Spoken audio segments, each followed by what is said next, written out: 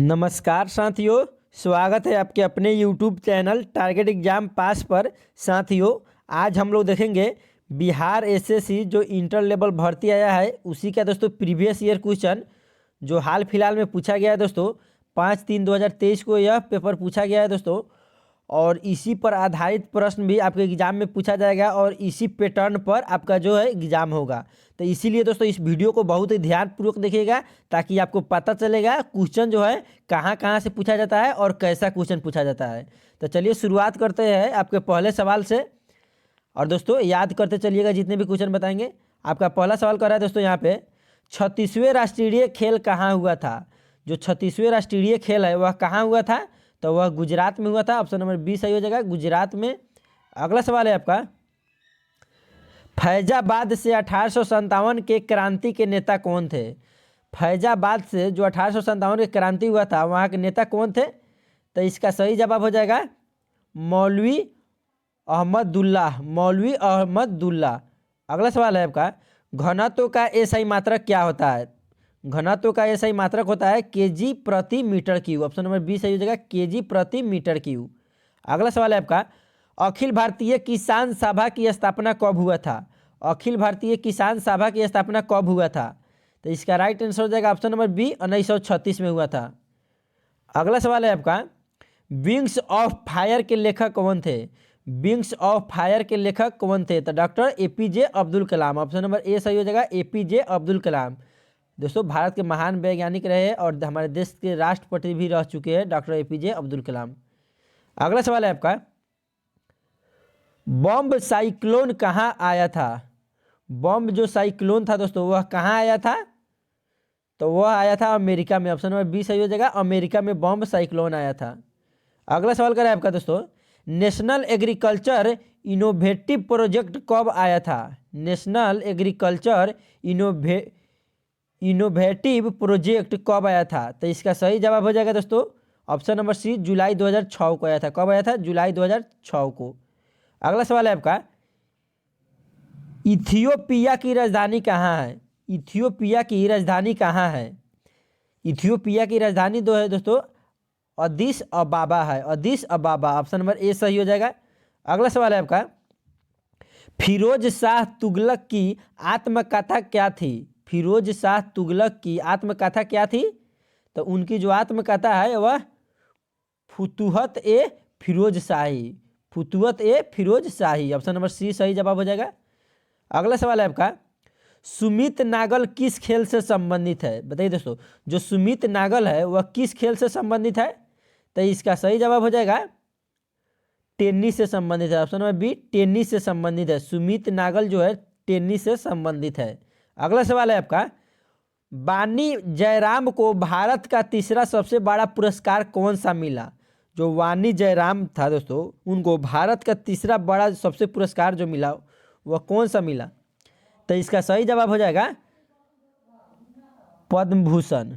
कौन सा मिला था दोस्तों, Padma Bhushan. Option number D सही हो जाएगा। अगला सवाल है आपका, कह रहा है दोस्तों, हिंदी भाषा के विकास से संबंधित अनुच्छेद कौन सा है। हिंदी भाषा के विकास से संबंधित जो भाषा है वो कौन सा है, तो इसका सही जवाब हो जाएगा ऑप्शन नंबर बी, 351। अगला सवाल है, मौर्यकालीन अभिलेख की लिपि क्या थी। मौर्यकालीन अभिलेख की लिपि क्या थी, क्या थी दोस्तों, तो वह ब्राही थी। ऑप्शन नंबर सी सही जवाब हो जाएगा, ब्राही। अगला सवाल है आपका, पानी में अस्थायी कठोरता सोडियम के किस यौगिक से दूर की जाती है। किससे दूर की जाती है, तो वह Na2CO3 से दूर की जाती है। किसे, Na2CO3 यानी सोडियम कार्बोनेट। अगला सवाल है आपका, लोदी वंश के संस्थापक कौन थे। लोदी वंश के संस्थापक कौन थे, मोस्ट इंपॉर्टेंट क्वेश्चन है दोस्तों, एग्जाम में बार बार रिपीट होते हैं यह क्वेश्चन। लोदी वंश के संस्थापक कौन थे, तो इसका सही जवाब हो जाएगा Bahlol Lodi. Option number A, Bahlol Lodi जो थे दोस्तों लोदी वंश के संस्थापक थे। अगला सवाल है, फ्लेमिंग लेफ्ट हैंड रूल में अंगूठा किसे दर्शाता है। जो फ्लेमिंग लेफ्ट हैंड यानी फ्लेमिंग के दोस्तों जो लेफ्ट हैंड रूल है उसमें अंगूठा जो है वह क्या दर्शाता है, तो वो अंगूठा जो है दोस्तों वह दर्शाता है बल की दिशा को दर्शाता है। क्या दर्शाता है? बल की दिशा को। अगला सवाल है, बुध चरित्र के लेखक कौन है? बुध चरित्र के लेखक कौन है? मोस्ट इंपोर्टेंट क्वेश्चन दोस्तों, बुध चरित्र के लेखक कौन है? तो उनका लेखक है अश्वघोष। बुध चरित्र के लेखक अश्वघोष। ऑप्शन नंबर बी सही हो जाएगा, अश्वघोष। अगला सवाल है, भारतीय गन्ना अनुसंधान संस्थान कहाँ स्थित है? भारतीय गन्ना अनुसंधान संस्थान कहाँ स्थित है? तो वह आपका है दोस्तों, कहाँ स्थित है? लखनऊ में, जिसको हम लोग नवाबों का शहर बोलते हैं। किसको? लखनऊ को। लखनऊ कहाँ है दोस्तों? यूपी में। अगला सवाल कर रहा है, क्यू किसकी राजधानी है? बताइए, जो क्यू है जो किसकी राजधानी है दोस्तों? ये प्रश्न बार बार रिपीट होते हैं दोस्तों। क्यू किसकी राजधानी है, इसको आप लोग याद कर लीजिएगा। तो बता दें आपको दोस्तों, जो क्यू है वह यूक्रेन की राजधानी है। ऑप्शन नंबर डी सही हो जाएगा, यूक्रेन की। अगला सवाल है, अंतर्राष्ट्रीय मार्स आइस मैपिंग मिशन किसका है? अंतर्राष्ट्रीय जो मार्स आइस मैपिंग मिशन है वह किसका है दोस्तों? तो वह नासा का है। ऑप्शन नंबर ए सही हो जाएगा, नासा का। अगला सवाल कर रहा है आपका, बंगाली भाषा की लिपि क्या होती है? मोस्ट इंपॉर्टेंट क्वेश्चन है दोस्तों, बंगाली भाषा की लिपि क्या होती है? क्या होती है बताइए? तो बंगाली लिपि की जो भाषा होती है दोस्तों, नागरी होती है। ऑप्शन नंबर ए सही हो जाएगा, नागरी। अगला सवाल है आपका, आवर्त सारणी में बाएं से दाएं जाने पर विद्युत धनात्मक पर क्या प्रभाव पड़ता है? बताइए, आवर्त सारणी में जब हम बाएं से दाएं जाते हैं तो उसमें विद्युत धनात्मक पर क्या प्रभाव पड़ता है? तो उस पर प्रभाव पड़ता है दोस्तों, वह घटता है। ऑप्शन नंबर ए सही हो जाएगा, वह घटता है। अगला सवाल है, निचली बर्मा को भारत में किसके काल में विलय किया गया था? निचली बर्मा को भारत में किसके काल में विलय किया गया था? किसके काल में दोस्तों? तो बता दें, इसका सही जवाब हो जाएगा लॉर्ड इलहौजी के काल में। किसके काल में? लॉर्ड इलहौजी के। अगला सवाल करें आपका, BaCl2 plus NaSO4 reacted by BaSO4 plus 2NaCl में कौन सी अभिक्रिया है? दोस्तों, यह अभिक्रिया कर रहा है और यह प्राप्त हो रहा है, तो इसमें कर रहा है, ये कौन सी अभिक्रिया है? तो बताइए कौन सी अभिक्रिया है दोस्तों? तो यह द्विविस्थापन अभिक्रिया है। कौन सा है दोस्तों? द्विविस्थापन। ऑप्शन नंबर सी सही हो जाएगा, द्विविस्थापन अभिक्रिया है। अगला सवाल है आपका, गांधी जी किस आंदोलन से नहीं जुड़े थे? मोस्ट इंपॉर्टेंट क्वेश्चन दोस्तों, और ध्यान दीजिएगा दोस्तों, जब भी आप क्वेश्चन पढ़िएगा बहुत ही ध्यानपूर्वक पढ़िएगा। यहाँ पर कह रहा है किसे नहीं जुड़े थे दोस्तों, यहाँ नहीं लगा है। किसे नहीं जुड़े थे? तो वे स्वदेशी आंदोलन से नहीं जुड़े थे। बाकी दोस्तों यह तीनों आंदोलन है, यह तीनों से जुड़े थे। भारत छोड़ो आंदोलन से भी जुड़े थे, चंपारण आंदोलन से भी जुड़े थे और खिलाफत आंदोलन से। लेकिन कह रहा है किससे नहीं जुड़े थे? तो वह स्वदेशी आंदोलन से नहीं जुड़े थे। अगला सवाल करें आपका, मौलिक कर्तव्य किस देश के संविधान से लिया गया है? मोस्ट इंपॉर्टेंट क्वेश्चन, मौलिक कर्तव्य किस देश के संविधान से लिया गया है? तो दोस्तों यह लिया गया है रूस के संविधान से। किस देश के? रूस के संविधान से। अगला सवाल कर रहा है आपका, भारत के वर्तमान मुख्य न्यायाधीश कौन है? भारत के वर्तमान मुख्य न्यायाधीश कौन है दोस्तों? यह 2023 के अनुसार कर रहा है, क्योंकि यह 2023 का प्रीवियस ईयर क्वेश्चन है।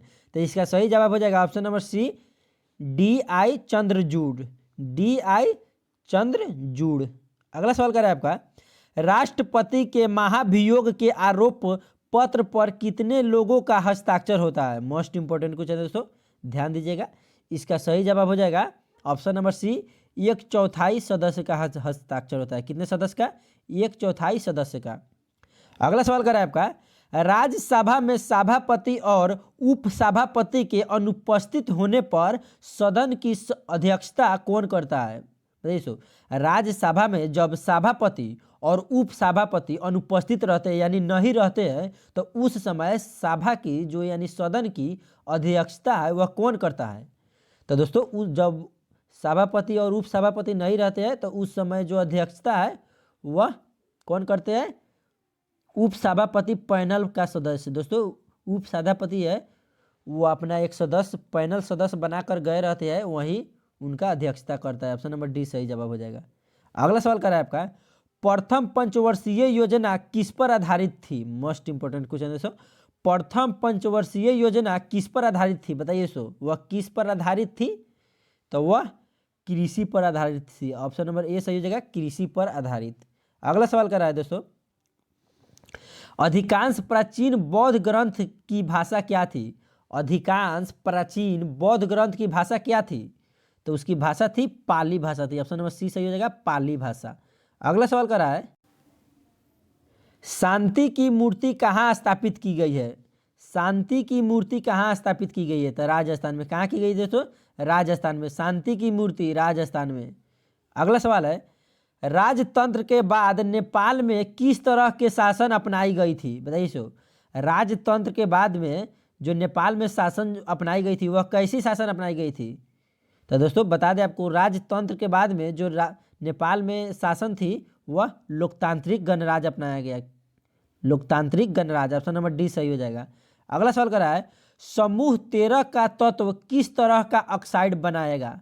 समूह 13 का जो तत्व है किस तरह का ऑक्साइड बनाएगा? तो वह किस तरह का बनाएगा दोस्तों?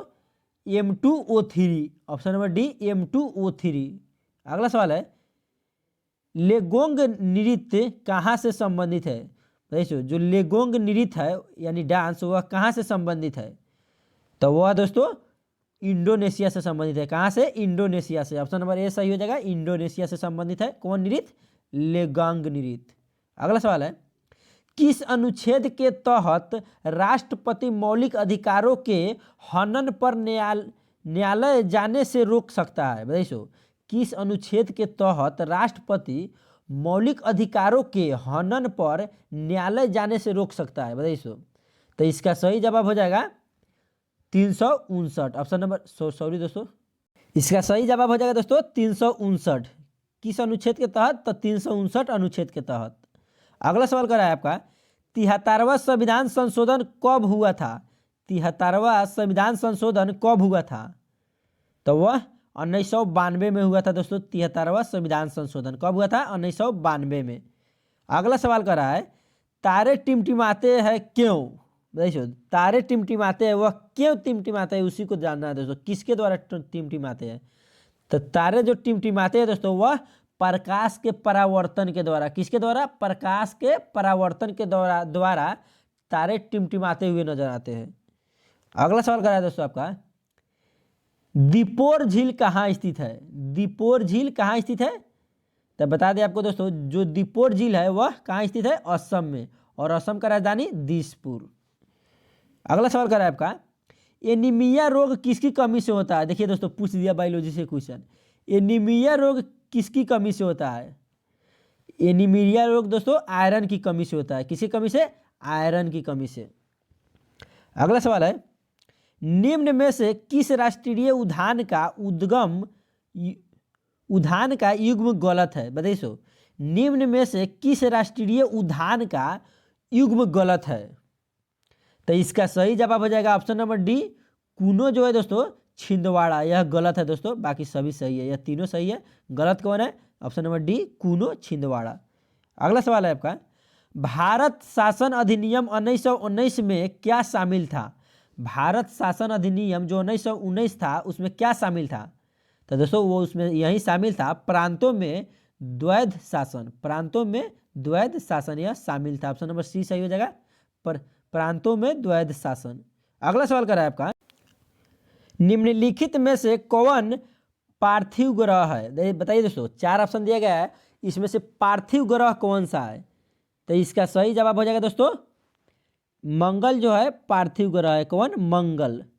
अगला सवाल कर रहा है आपका, नेहरू रिपोर्ट 1928 की मांगे क्या थी? बताइए जो नेहरू रिपोर्ट 1928 थी उसकी मांगे क्या थी? तो उनकी मांगे थी दोस्तों डोमिनियन राज और प्रांतीय स्वायत्तता। डोमिनियन राज और प्रांतीय स्वायत्तता। अगला सवाल है, उस अक्षर संयोजन का चयन करें। दोस्तों यह रीजनिंग का सवाल है दोस्तों, इसको आप लोग देख लीजिएगा। आयकर की सीमा को बढ़ाकर कितना कर दिया गया है? देखिए जो आयकर है उनकी सीमा को बढ़ाकर कितना कर दिया गया है? तो दोस्तों उनकी सीमा को बढ़ाकर 7 लाख कर दिया गया। कितना? 7 लाख। ऑप्शन नंबर सी सही हो जाएगा, 7 लाख। अगला सवाल कर रहा है, इनमें से कौन बहिर्भेदी आग्नेय चट्टान है? बताइए इनमें कौन जो है बहिर्भेदी आग्नेय चट्टान है? तो दोस्तों बेसाल्ट जो है बहिर्भेदी आग्नेय चट्टान है। कौन? बेसाल्ट। अगला सवाल है, चाय के निर्यात में भारत का कौन सा स्थान है? बताइए, चाय के निर्यात में भारत का कौन सा स्थान है? दूसरा स्थान है दोस्तों। चाय निर्यात में भारत का दूसरा स्थान है। अगला सवाल है, बालिकाओं की शिक्षा और कल्याण से संबंधित योजना कौन सी है? बताइए सो, बालिकाओं की शिक्षा और कल्याण से संबंधित योजना है वह कौन सी योजना है? तो दोस्तों उस योजना का नाम है बेटी बचाओ बेटी पढ़ाओ। बेटी बचाओ बेटी पढ़ाओ। दोस्तों इसको हम भी सपोर्ट करते हैं, Beti Bachao Beti Padhao. Option number A सही हो जाएगा। दोस्तों जितने भी इसका समर्थन है यानी बेटी बचाओ बेटी पढ़ाओ, वो सभी दोस्तों मैंने कमेंट में जो है दोस्तों जय हिंद जरूर लिखिएगा। अगला सवाल करें आपका, मानव विकास सूचकांक 2021 से 22 में भारत का कौन सा स्थान है? मानव विकास सूचकांक 2021 से 22 में भारत का कौन सा स्थान है? कौन सा स्थान है दोस्तों? तो वह 132वां स्थान है, 132। अगला सवाल करें आपका, चंदन की लकड़ी भारत के किस राज्य में पाए जाते हैं? दोस्तों आप लोग बताइए, चंदन की जो लकड़ी है भारत के किस राज्य में पाए जाते हैं? तो वह तमिलनाडु और कर्नाटक में पाए जाते हैं। कहाँ कहाँ? तमिलनाडु और कर्नाटक में चंदन की लकड़ी पाए जाते हैं दोस्तों। और चंदन की जो लकड़ी है दोस्तों बहुत ही महंगा होता है और बहुत ही कीमती होता है। अगला सवाल करें आपका, आरबीआई ने दृष्टिबाधितों के लिए कौन सा ऐप लॉन्च किया है? बताइए, जो आरबीआई है यानी रिजर्व बैंक ऑफ इंडिया, उसने दृष्टिबाधितों के लिए कौन सा ऐप लॉन्च किया है? तो उन्होंने दोस्तों मनी लॉन्च किया है। कौन दोस्तों? मनी। ऑप्शन नंबर ए सही हो जाएगा। अगला सवाल करें आपका, भारत का पहला हिम तेंदुआ संरक्षण केंद्र कहाँ स्थित है? भारत का जो पहला हिम तेंदुआ संरक्षण केंद्र है दोस्तों वह कहाँ स्थित है? तो वह आपका दोस्तों उत्तराखंड में है। कहाँ दोस्तों? उत्तराखंड, जिसका राजधानी होता है देहरादून। कहाँ स्थित है दोस्तों? उत्तराखंड में। अगला सवाल करें आपका, दूध से दही बनाने में कौन सा सहायक है? दूध से दही बनाने में कौन सहायक है दोस्तों? तो दूध से जब दही बनता है उसमें सहायक होता है लैक्टोबैसिलस। कौन सहायक होता है दोस्तों? लैक्टोबैसिलस। ऑप्शन नंबर सी सही हो जाएगा, लैक्टोबैसिलस। अगला सवाल कर रहा है, सुजीत जहाज कहाँ से लॉन्च किया गया था? बताइए, जो सुजीत जहाज था वह कहाँ से लॉन्च किया गया था? तो दोस्तों वह लॉन्च किया गया था गोवा से। कहाँ से? गोवा से, जिसका राजधानी कहाँ है? पणजी। अगला सवाल करें आपका, भोजपुरी का शेक्सपियर किसे कहा जाता है? मोस्ट इंपॉर्टेंट क्वेश्चन है दोस्तों, भोजपुरी का शेक्सपियर किसे कहा जाता है? बताइए दोस्तों। तो भोजपुरी का शेक्सपियर भिखारी ठाकुर को कहते हैं। किसको? भिखारी ठाकुर को भोजपुरी का शेक्सपियर कहते हैं। अगला सवाल है दोस्तों, एफडीआई प्राप्तकर्ताओं में भारत का कौन सा स्थान है? एफडीआई प्राप्तकर्ताओं में भारत का कौन सा स्थान है? तो 7वां स्थान है। कौन सा दोस्तों? 7वां स्थान। ऑप्शन नंबर सी सही जवाब हो जाएगा, 7वां स्थान है। अगला सवाल करें आपका, हरे पौधे क्या है? बताइए सो, हरे पौधे क्या है? तो हरे पौधे दोस्तों वह उत्पादक है। क्या है? उत्पादक है। अगला सवाल है, मानव विकास रिपोर्ट 2022 के अनुसार निम्न में से किसका प्रति व्यक्ति आय अधिक होगा? बताइए सो, मानव विकास रिपोर्ट 2022 के अनुसार किसका जो प्रति व्यक्ति आय है वह अधिक होगा? दोस्तों 4 ऑप्शन दिया गया यानी 4 देश दिया गया दोस्तों। इन चारों देशों में से आपको बताना है कि 2022 के अनुसार प्रति व्यक्ति आय किस देश की सबसे अधिक है। तो दोस्तों वह मालदीव की है। किस की दोस्तों? मालदीव की। ऑप्शन नंबर ए सही हो जाएगा, मालदीव की। दोस्तों इन 4 ऑप्शन के अनुसार कह रहे हैं दोस्तों इन चारों देशों को। अगला सवाल कर रहा है, मानव भूगोल के पिता कौन है? मोस्ट इंपॉर्टेंट क्वेश्चन है दोस्तों, मानव भूगोल के पिता कौन है दोस्तों? तो वह विडाल डी ला ब्लॉच। कौन है दोस्तों? विडाल डी ला ब्लॉच। मानव भूगोल के पिता इसे कहते हैं। किसको? विडाल डी ला ब्लॉच को। अगला सवाल है, अशोक के समय चीन का शासक कौन था? अशोक के समय चीन का शासक कौन था? तो उस समय जो था दोस्तों चीन का शासक शी हुआंगती। शी हुआंगती। अगला सवाल है, ऑपरेशन फ्लड किससे संबंधित है? ऑपरेशन जो फ्लड है वह किससे संबंधित है? तो वह संबंधित है दूध उत्पादन से। किससे दोस्तों? दूध उत्पादन से। अगला सवाल है दोस्तों, ये रीजनिंग का सवाल है। भारत में कोविड का लेटेस्ट वेरिएंट कौन सा है? बताइए। भारत में कोविड का लेटेस्ट वेरिएंट कौन सा है? कौन सा है दोस्तों? तो इसका सही जवाब हो जाएगा 64 का ऑप्शन नंबर बी, BF7 है। कौन है दोस्तों? BF7। दोस्तों आज के लिए इतना ही दोस्तों। इसके बाद दोस्तों मैथ और रीजनिंग का सवाल दिया गया है दोस्तों, और उधर दोस्तों एक दो क्वेश्चन है, तो उसका हम PDF ग्रुप में भेज देंगे दोस्तों। आप व्हाट्सअप नंबर नोट कर लीजिए और उस पर हाई लिख कर भेज दीजिएगा दोस्तों, हम आपको PDF पूरा प्रोवाइड करा देंगे। लिख लीजिए व्हाट्सअप नंबर 9097012216। दोस्तों यह मेरा व्हाट्सअप नंबर है, इस पर आप लोग हाई लिख कर मैसेज कीजिएगा, हम आपको PDF जो है प्रोवाइड करा देंगे दोस्तों। तो आज के लिए इतना ही दोस्तों। आशा करते हैं आप लोगों को वीडियो पसंद आएगा, तो वीडियो को लाइक कर दीजिएगा, और चैनल पर पहली बार आया तो चैनल को सब्सक्राइब कर दीजिएगा दोस्तों, ताकि ऐसा ही वीडियो आप लोगों तक सबसे पहले पहुंचता रहेगा दोस्तों, और नोटिफिकेशन ऑन कर लीजिएगा। तो दोस्तों आज के लिए इतना ही। मिलते हैं कल के अगले वीडियो में। जय हिंद, जय भारत, वंदे मातरम।